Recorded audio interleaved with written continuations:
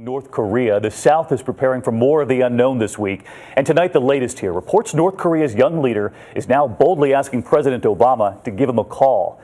This as South Korea's top military leader has announced he is canceling a trip to the U.S. He doesn't want to leave at a dangerous time. And the U.S. tonight is canceling a missile test of its own. ABC's Bob Woodruff tells us why as he reports in from South Korea again tonight.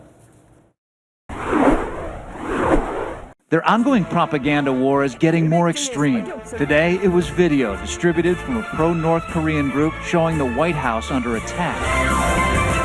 The images are taken from the movie Olympus Has Fallen, in which North Korea is the enemy on the offensive. Movie or not, the anxiety over a conflict with North Korea is real.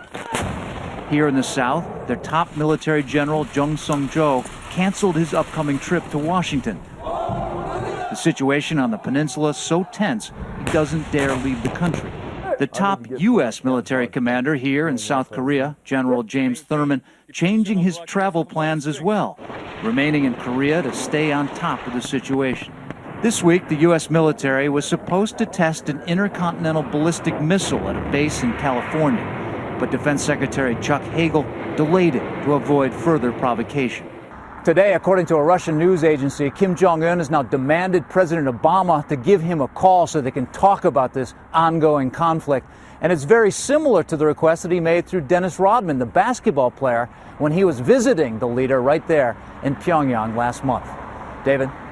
Bob Woodruff in South Korea tonight. Bob, thank you. I want to bring in ABC's chief global affairs correspondent, Martha Raddatz, who's just back from South Korea herself tonight. Martha, what's different about this untested young leader from his father, and what's the real threat as we head into another week? I think the difference is he's had some real successes. He's had a nuclear test that was successful. He had a long-range missile test that was successful. This is a 29-year-old who feels very emboldened at this point. Going into this week, I think you might see in the week or the week after that a mid-range missile test, possibly two missiles, those mobile missiles that we're trying to track in North Korea. They'll probably launch them into the water. The fear is that South Korea or Japan will react to that provocation militarily. The U.S. is doing everything they can to say, don't do it. But in the meantime, Martha, you heard Bob report there, this young leader wants a call from President Obama. This is not how you get a call from the White House. That's not going to happen. It's certainly not going to happen that way. One of my favorite stories while I was in South Korea in the press was the Korean press quoting Dennis Rodman as saying, as Dennis Rodman recently said, and talking about how Kim Jong-un wants a call from the president, or maybe you should just take him to a basketball game. That's not going to happen, but I think you'll see a real diplomatic push.